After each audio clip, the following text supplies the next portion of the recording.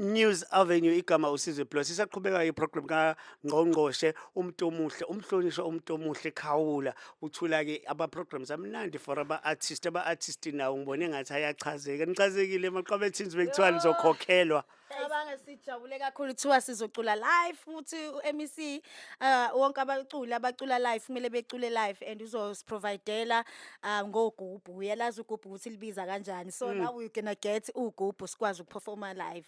Ayikho into engichaza njengokuthi nina vele niyakwazi ukucula. Yes kakhulu.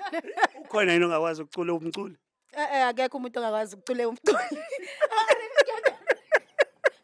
Hayi lo ngiyayizwa shuthi nje lapha ko Playhouse lapha kulama centers abakhuluma ngawo 18 ningabhuka noma ikuphi nifike nizoperforma nishaya ama gate takings. Yes nanokuthi nabantu abaningi ngoba basibuka kuma idols it was live performance every time asihambile sike sizame ukwenza ukurecorda iband and then sihambe idlala ku USB so mayethu MEC uzosikwazi ukusikhokhela iband wow sizokwenza ama live shows angempela kusadlalwa ke manje Kuzobhujwa manje. Kuzonyiwa Hayi kuzofiwa kakhulu.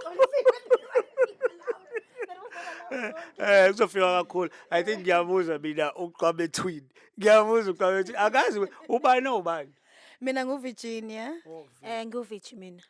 Mina ngazi kanjalo ngazi Novich. But akufuni ukuyihlanganisa kakhulu. But iyathokozisa iprogram yango December but ngimzwile ungqongqoshe umuntu omuhle Khawula ethi no ningathatha amagig amaningi.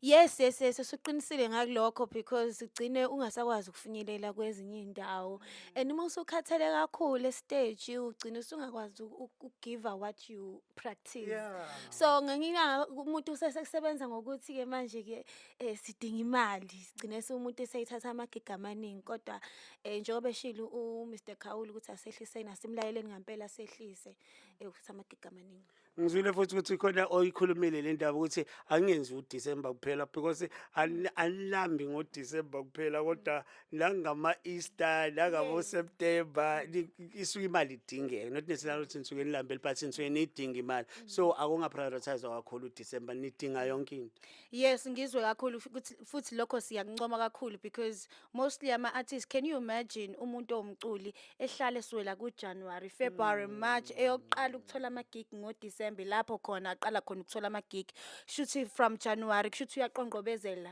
shuthi khona lapha kabamba khona can you imagine a big artist eselazi umhlaba wonke or everywhere ukuthi kumele liqale phansi liyoncenga kubantu kuze lizokwazi ukuphila zonke lezi nyanga so MEC sijabule kakhulu ukuthi uyasicabangela ukuthi usuwela ku January nathi sikwazi ukuba nama event abakhona and we really appreciate what mina iyangichaza lento esho MEC because awukwazi futhi uthi uyafika ufike sekunomgodi kwi-account yakho le gig oyitholile ivele idlule nomgodi nanokuthi kubalekile vele as an artist to have a side job.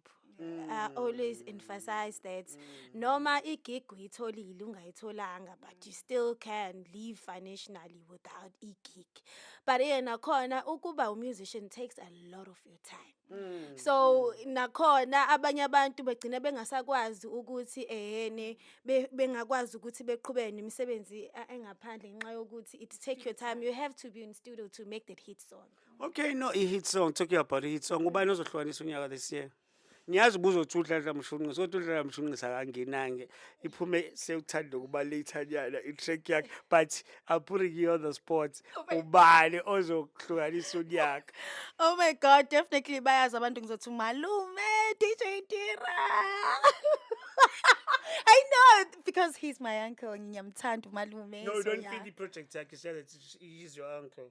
No DJ Tira. Ngisho yena he say as much as but uyena awuyena ingoma yakhe imnandi kakhulu and I believe in ngiyazi ukuthi izowina I know people ukuthi nizomvotela umalume nizomvotela lapha emakhaya uyazi nawe ingoma yakhe imnandi kakhulu. Okay Vich ubani ozohlukanisa unyaka sengikhuluma iqiniso manje. Okay ngisacela ukuthi ngiyamthanda umalume but ngicela ukuthi ngihambise ku ngeke ngincenge I bafethu imnandi ke lo ngoma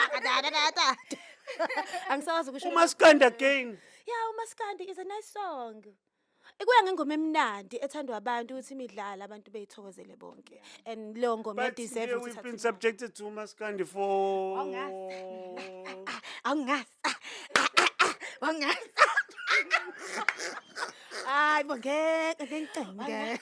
Okay, usuke ulibonile manje iphutha lakho. Angilibonanga iphutha lami. Ngiyazi ukuthi Still umalume. still malume, I'm still standing with DJ Tira. You know what? It's a nice song ingoma malume, but I feel like ingoma emnandi yonke zonke ingoma zemnandi, but mina ngihamba ngale ukuthi ngeke ngize nginceke. Mina, I feel you. You said that I don't feel Maskandi that much. Ngizohamba nomalume. But still ngiyawina. No, for sure, uyawina la e-studio. Behleli nemaqwabethinzi. Amaqwabethinzi, I'm sure asazosivakashela sizohlala phansi siqale phansi lento elungiselela ukuya kuma-idols sizwe lo buzwa lokuthi kwase kwenze njani athi ukuthi angisaqhubeki mina bengekho mali angiqhubeki mina but sokuye siyi-check-e sesihleli phansi sesikhuluma yonke into. Angicela sifisele nje abaculi-ke manje ukuthi babe right ku-December. They mustn't drink and walk. Ngiyabafisela kakhulu abaculi kulo festive season. Make sure ukuthi udrive umphethe, akudriver ophuzayo. Make sure ukuthi abantu obaphethe akuba abantu abathanda ukuphazamisa abanye abantu. So choose your crowd nabantu ohamba nabo kule festive season so that you're going to be safe, ukhuleke phambili, ube uNkulunkulu phambili. Yo, ngavele ngahlaba. Yes, nami engifuna ukuqinisa nje kakhulu ukuthi choose i-crowd engaphuzi kule festive season. Ngiyazi ukuthi wena uzobe ukhathele, uzobe udinga i-boost encane. You are allowed, but i-team yakho uzobuhamba nayo this weekend. Ngiyacela ukuthi ingaphuzi nje yonke. Kube wena wedwa-ke ngoba vele udinga i-push. Siyanithanda kakhulu, nenze show sanithathi more than 5 guys. Inciphisani, nisebenze. We love you all so much. uNkulunkulu uyasithanda sonke. We also love the arts and culture, ne? Sports, arts and culture. We love you, sports, arts and culture. Sports, arts and culture siyanithanda kakhulu. Ithina ama-cute twins. Ithina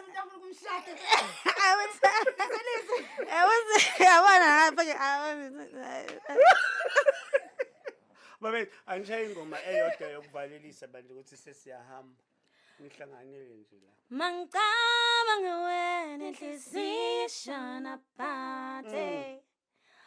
Sometimes ngifuna when I went amanyala sengihlale ngikhala. Kaloku ngayinyovu.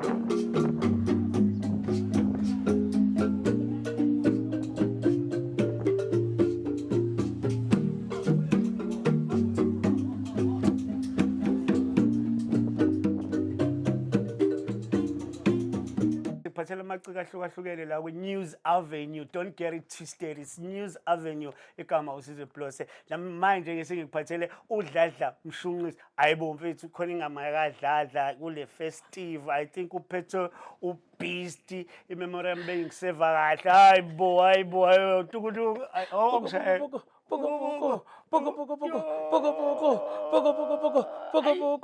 Hey, yabona ihlanjiswa lama-front manje uthi iyona njalo.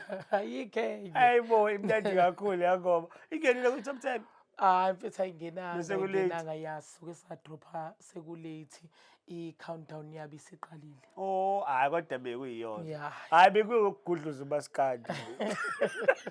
Bezogudluza umaskandi. Otherwise Dladla, Yeah. it's festive season mfethu kuyaphithizela kwi-country abantu badinga uku-entertaineka bathathe i-break kade besebenza kanzima. Yeah. Yinina-ke labo. Are you ready? Mfethu sirede kakhulu thina sesiyiqalile-ke siyiqale last week. Last week I had a biggest event yaselokishini kaMashu. Kugcwale ngenye umshubi. indlela ila engibone khona ukuthi i-festive sesiyiqalile. So iqala officially kwi-birthday yakho. Iqala ngami nje iminyaka yonke i-festive iqala ngami siyivulile last week. Shout out to Sports Arts and Culture. They were able ukuthi bebe part of the event. Siyakubonga kakhulu lokho usizo lwabo nje silibonile luzwakele. But Dladla wena unethonya unenhlanhla. Ama-sponsors ayayingenela nje kwi-event yakho. Kunini kuzakwenza i-event ama-sponsors akugaphi? NgoNkulunkulu nje mfethu akukho kunye ngoNkulunkulu ngomthandazo kuyenzeka nangesithunywa-ke somshunquko siyasebenza silala. So umshunqu uzohlela i-birthday ucabanga ukubuye ushaye nangezinye izinto. Ngoba phela abantu bayafuna futhi ukujatshulisa uDladla ngama-Easter. Lalela ama-comment ade ngiwabuka kwabantu bethi hayi ngeke ngathi usuku lomshunqo sesilidinga kabili onyakeni. Lusangenzeka sisangashintsha indawo libe kaMashu libe kwelinye ilokishi esolikhetha. So nje kusangenzeka we are planning on it. Mhlambe kusazokwenzeka. Cela sizimlazi kasilama. Singaya nasemlazi. Cabanga manje sizoqala kaMashu kubeni kuwumlazi uhamba phambili. This is wrong. Yabo this is wrong but isazo rearrange ne. Angazi ke ukuthi kuwumlazi wahamba phambili. Mina ngazi uMashu. But safe kaMashu.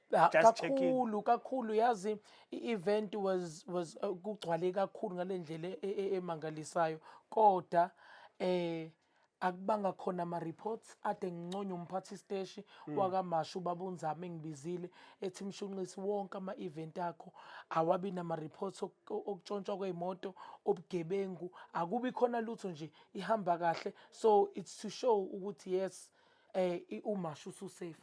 Dladla ungathatha ama-bookings amaningi. Hayi ngeke mfethu ngibonile nami last week ngike ngathatha athi ukuthi anombe u5 in Yo, yabo yokugcina but kwi-province eyodwa. kwi-province yodwa because yokugcina bengiyoyivala eBergville. So bese sengithe ngizoshaya ivideo ngi-apologize kwabantu. Asime ngifonela umuntu wangale eBergville wathi ngicela uze Mshunqisi otherwise ngizoshiselwa istage. Bantu bazoshisa ngingena stage khona ngo6 ekseni i-event ibisagcwele into ongakazi wayibona. But akuwena wedwa Mshunqisi big ups to ingane lezi ezikudanselayo yazi zenze umuntu umsebenzi. Sekhona ama-artist engingayithandi kakhulu. Uyafika i-artist vele ingena lodwa stage lo DJ. I think it's unfair. Yeah, hayi kona-ke mina-ke umshunqo uma unyakaza ndawonye nami I'm nothing without them because they part of my performance. Into esiyinika abantu isuke inabo phakathi. Asibonge futhi kwi-sports and sports arts and culture Mshunqisi ngalento abasenzele yona. Ngizwile ukuthi kuningi abakwenzayo ama-artist asezohola within 30 days of which is into enhle leyo. Sikubonga kakhulu nathi lokho bayasicabangela bayazi ukuthi le mali siyayidinga. Sizwe Blose kwi-News Avenue bengihleli noDladla Mshunqisi. uDladla Mshunqisi sebuyela phakathi sisawa la kusazoba mnandi kusengabhukha umuntu sengabhutshwa.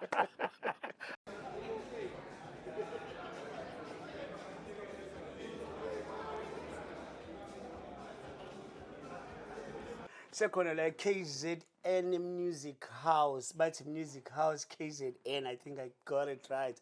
Music House KZN. Isaqhubeka iprogram ka-MEC umuntu omuhle Khawula, umhlonishwa lo, ama-artist amthanda ngendlela emangalisayo mfethu, lento engiyishoyo uzoyizwa nawe. Igama uSizwe Blosser. This is iNews Avenue. Manje ngiphethe uJinja. Bingelela Jinja. Baba wami, Cream Tela Cream, Ntwana Seking Indlovu bafethu, we representing KZN, we are KZN yonkana, yithi nje. Mawuthi KZN ikhulunywa ngathi mfethu. Ayikho into engichaza njengalo. uJinja ke mfethu usirepresentile all over because ngeke ngambona Eastern Cape Power, ebangena ephusha iprogram yakhe, ngambona futhi eGauteng nase KZN. Mawuthi uhamba nomuntu wakhe amafoni ani wasebenzisa ngendlela, yenza isiqiniseko sokuthi uhamba nomuntu lo osebenzisa ifoni. Angithi mfethu. It's about that time bafethu. Nami ngidlala indima yami njengomfana wase KZN, ngithi no, angidlala indima yami, uMEC udlala indima yakhe. Siyabona ama-artist ethu la KZN kuhamba kahle. So uKing Jinja naye udlala irole yakhe ukuthi aqondise emjolweni. Jola kodwa uzibheke. Because uma ungasibhekanga ngizofika and Ima-ke Jinja manje wena ukhuthazana ukuthi ujole but ungabanjwa or ungajoli nje uphushayo. Yini oyiphushayo kahle kahle? Shuthi mina into engiyikhuthazayo mfethu ngifisa ukubona kubuya imishado.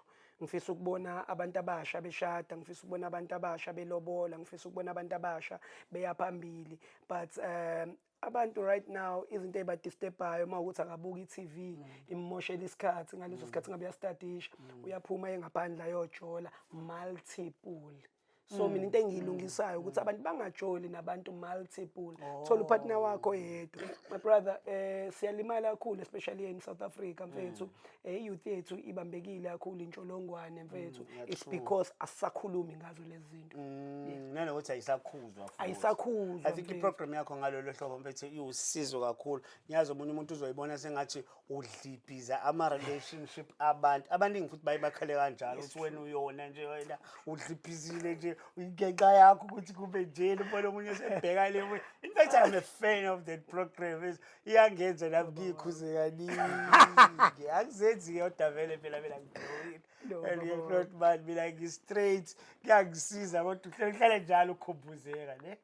Akubalekile kakhulu mfethu, and ngihappy ukuthi you are a follower of the show and you understand ukuthi ihamba kanjani, because nawe nasendlini kwi-household mhlawumbe usuyi-introduceile, and the more you introduce it to your household iy'ngane nazo izoba safe manje ukuthi if we do this kunomuntu okanjena oqondisayo. Now ama-result bazobanjwa emgwaqweni. But mfethu talking about now i-sports, arts and culture, ngiyazi ukuthi kuningi okwenze okuhle abakwenzayo njengamanje kuneprogram yako Wimbesi, ama-artist manje into engiyizwile lapha ngaphakathi ngathi asizokwazi ukuhola within ku-30 days. Understand into engizwe i-champion nawo uhlalo we-Chiefs la KZN washo ukuthi ama-artist ayakhala ngo-5 months engaholi bani understand ngoba isinkwa usidinga nsuku zonke bese uhlelo ungaholi isikhathi eside kuba inkinga.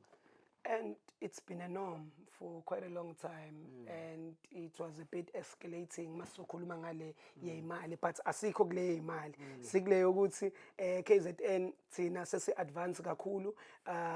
Ngihambile ama-province amaningi, as you mentioned some of them, but I've never seen such a beautiful program like yase KZN. Angaze futhi ngikubone ukubambisana nohulumeni, ama-artist abambisane nohulumeni njengala KZN.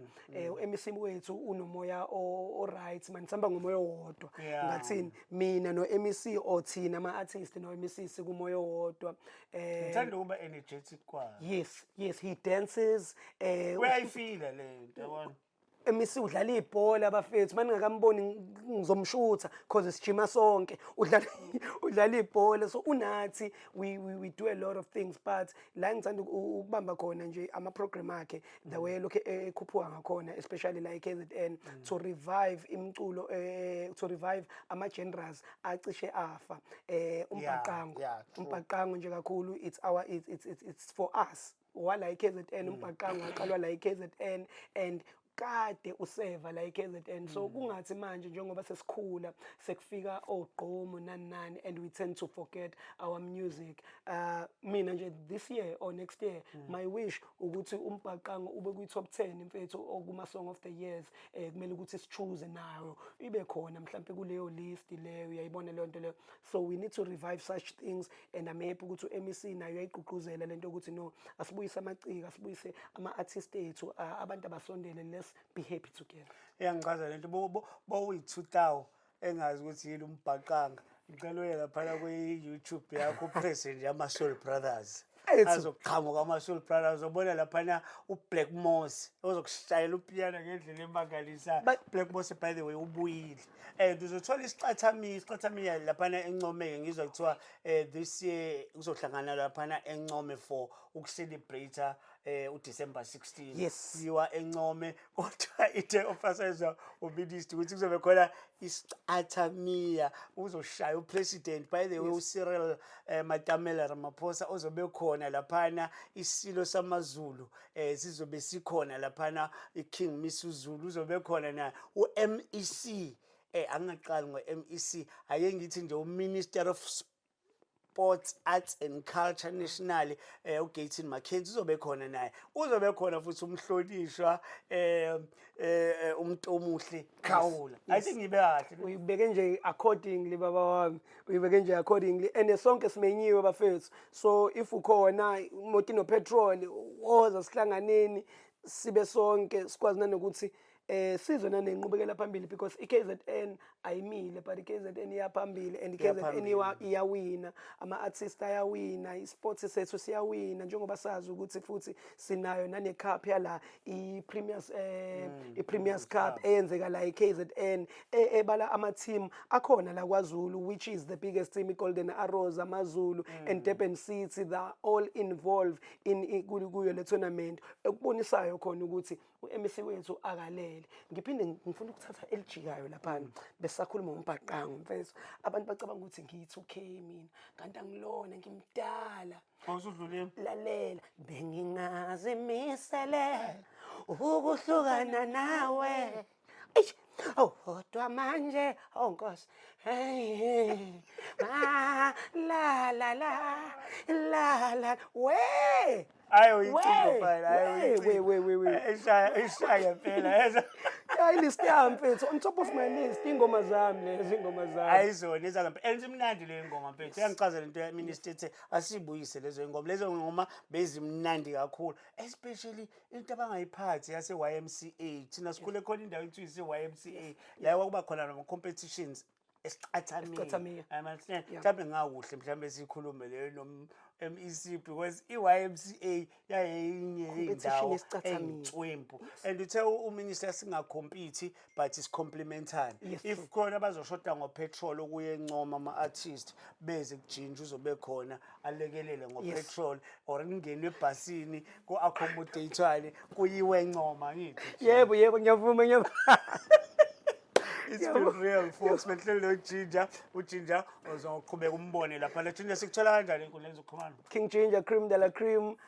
ngikhona ku Facebook bafowethu King Ginger SA ngikhona ku TikTok King Ginger New ipage balitshontsha ngikhona la ku Instagram it's King Ginger SA bafowethu ngiyacela ukuthi sisupportaneni ngiartist nami ngiyabhukeka MC ngiyaperforma ngikwenza konke ngiya-entertain nana appearance ikhona and ngiyabonga kakhulu lelithuba ngiyabonga asibonge sisekhona la music house sisaqhubeka sisehleli nama artists manje sesiphethe uThokozane wakaMthembu shaya indlamuke into ehlukileke manje shaya indlamuke kade ngibabona la ngaphandle begila imanga bempringana beshona phezulu kumnandi ukubona abantu abasha ngangabo besayithanda beyivoca ngalo lahlobo angibingelele Mvelase sakubingelela mnumzana kuyajabulisa ukuthi ube nathi namhlanje after ukusishayela ingoma emnandi kangaka hayi siyajabula sayibona oba laba banithisha ukuthi nishaye igubhu kahle mina ngibafundisayo serious yeah mina ngibafundisayo no upringana emoyeni wena? Ngipringana nami ngisemncane kodwa ufika isikhathi phela ukuthi asithethe Amathambo abanye. awasavumi. Awusavumi.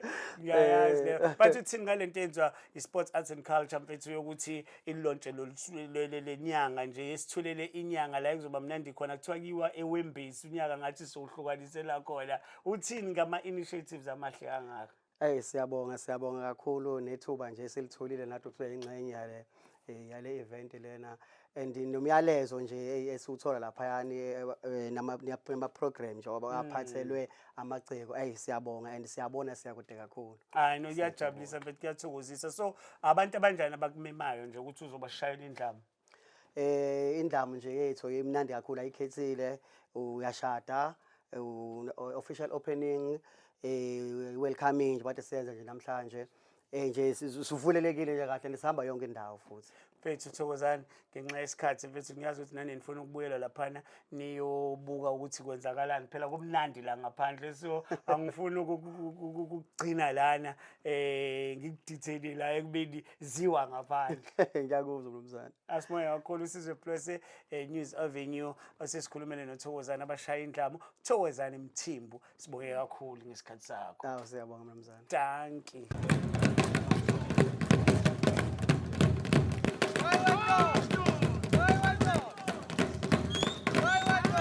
News Avenue igama uSizwe Plus njengoba shilo ukuthi namhlanje siyalontsha la eMusic KZN Music House KZN siyalontsha ukhona noGabisa uMEC umhlonishwa umuntu omuhle wakaKhawula lapha kwaSports Arts and Culture weMEC. MEC asibingelele.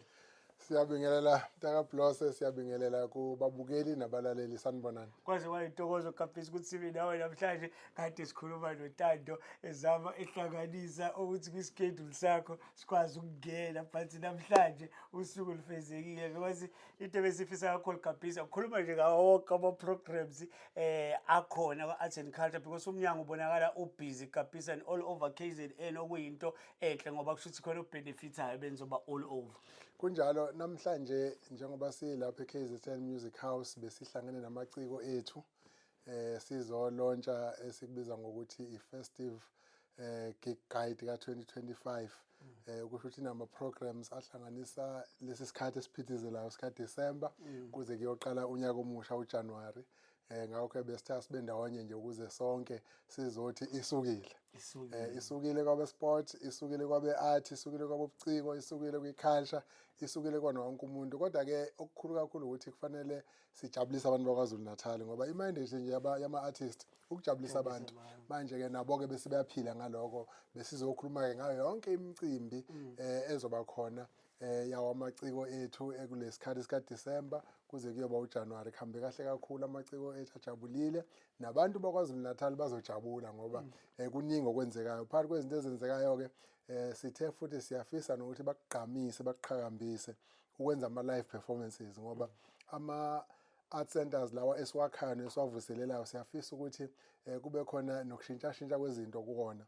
Ngakho nama live performances siyawa encourage ukuthi bawenze kakhulu kuona.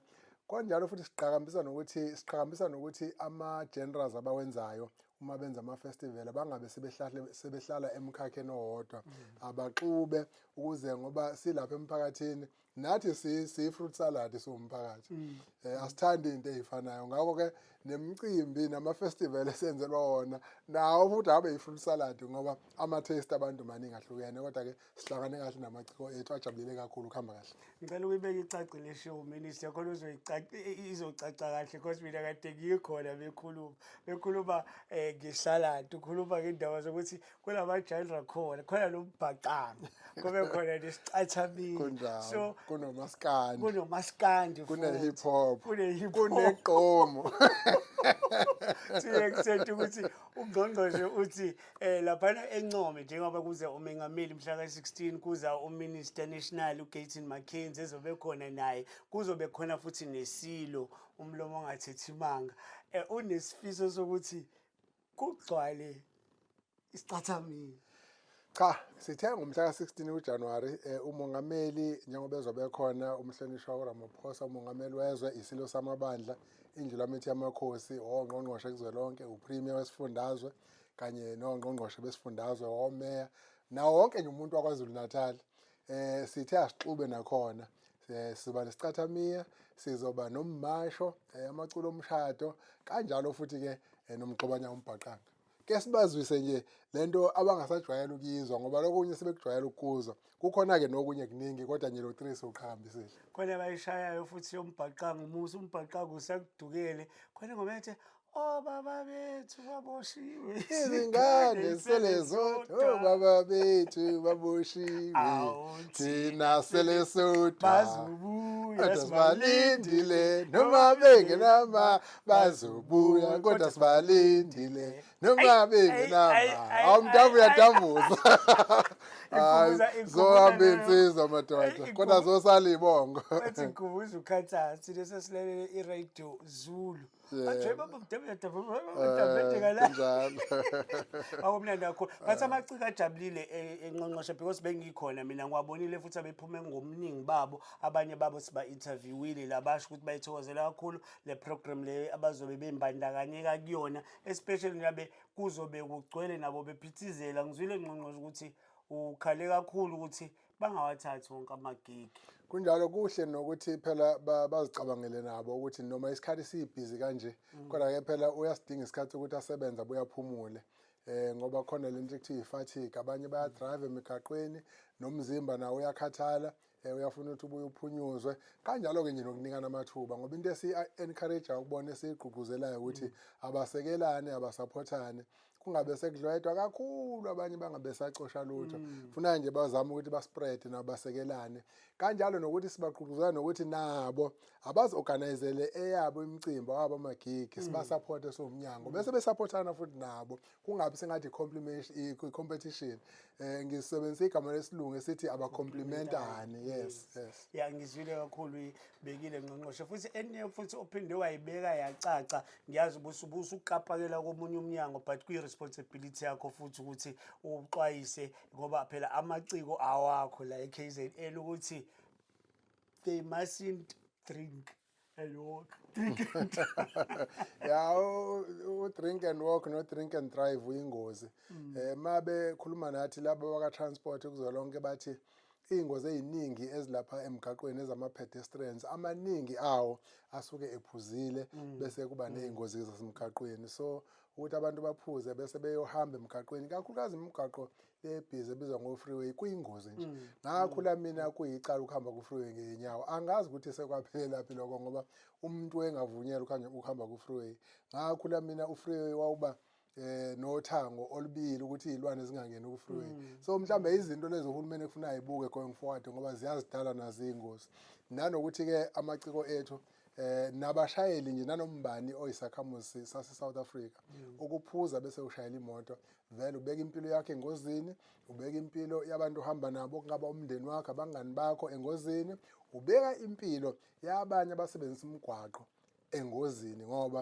awuzukwenza ingozi uwedwa kwesinye isikhathi uzokwenza ingozi nomunye umuntu obezihambele yakhe indlela ngakho-ke bantu bakithi baseNingizimu Afrika sicabengelaneni emgaqweni wonke umuntu ashayelele ukuthi useva impilo yomunye umuntu mhlawumbe besibona uMashasha sazoke isikhulume futhi naye uke wafika la sakhuluma naye because nginokuyibona lento nami bengigoduka ngiya la konyuswa ngakuharding uyabona nje la before ufike kulokhuzana laba badayisayo la emgwaqweni umbona umuntu eqalaza kabili kathathu ufuna ukwela ku-freeway kanti khona enye imoto ngeke uyifice ngaphambili ngebhadi-ke kwenza kakhulu laba bangakithi khona kusekumkhutshana ongalungile khona ey'ndaweni ey'ningi ekufunekayo uhulumeni kakhulukazi ngasemnyangweni wezokuthutha kube into abayibhekelelayo ukuthi abantu abahamba ngezinyawo nabo bafuna ukuthi baqwashiswe ngokuthi khona ezinye izinto ezingavumelekile ukuthi uzenze njengoba sikusho nje ukuhamba ku-freeway ngey'nyawo into engavumelekile ngikholwa ukuthi namanje akuvumelekile yazi ngqongqoshe mhlawumbe before sikudedele because ngiyakwazi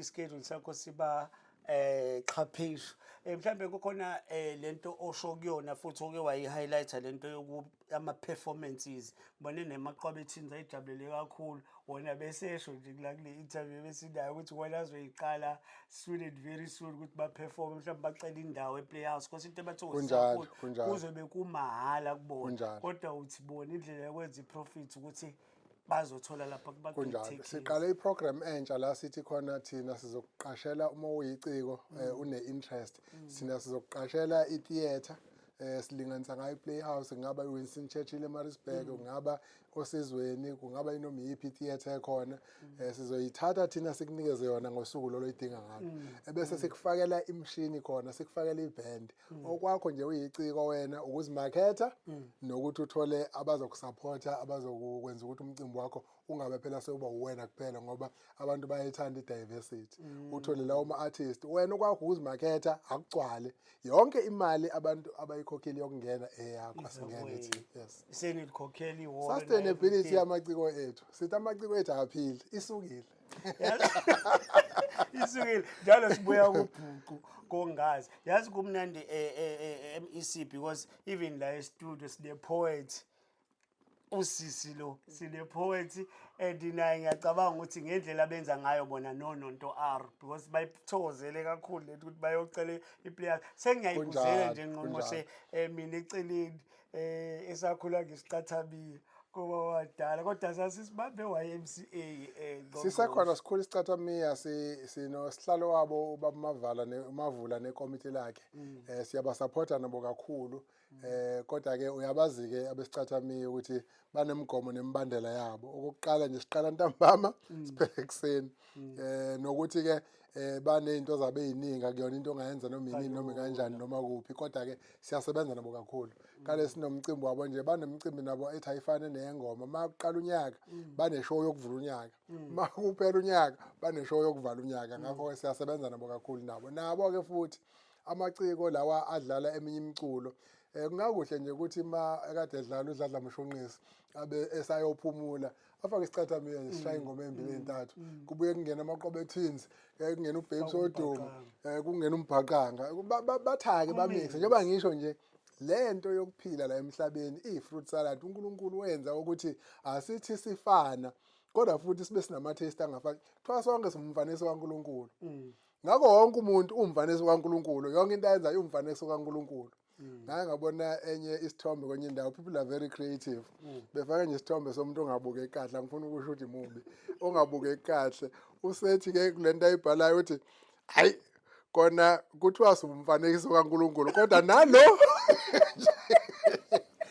kahle kangabhuquza kodwa ke ngikusho ukuthi ama-taste ethu awafani bakithi sadalwa uJehova sinjalo ngakho asijatshuliswe sonke ngendlela zethu ezingafani kodwa zomculo kusho ukuthi ne-jazz ayingasali kunjalo ngicabanga obadala kunjalo kunene for sure uzobuya nogedeza ugedeza azoshaya ufoka mnyandu uphuze ikhemisi yebo kunjalo futhi ngqongqoshe asibuya kakhulu nangesikhathi sakho ukuthi uthi ukuba busy kwakho but usinike isikhathi sokuthi sikhulumisane nawe siphinde sibonge futhi nangesakhiwo lesi esiyithola sikhosela kusona ama-artist kusho la ekhona wayiveza isikhathi sokusebenza lesi kuma-artist noma imaphi awasebenzi mhlawumbe lokugcina ngqongqoshe osulibhekise ekuyiphatheni kwama-artist whether emgwaqweni or yonke indawo well esingakusho nje ukuthi wonke amaciko ethu na yonke isector ethu yaka-sport yakwa-art yaka-culture sibafisela isikhathi samaholide simnandi sibafisela konke okuhle abayifisela kona baphumule kahle nemindeni yabo bathokoze nemindeni yabo kodwa kubaluleke kakhulu bathokozisa abantu bakwaZulu Natal nezivakashi zethu singene kahle onyakeni omusha nawo futhi ube nezibusiso nempumelelo siyathobeka News Avenue Sizwe Ploy say the promise I make is the promise I keep. I told you about to bring our minister ufikile. Don't you dare do what I wouldn't do. If you do it, please take pictures. I'm out.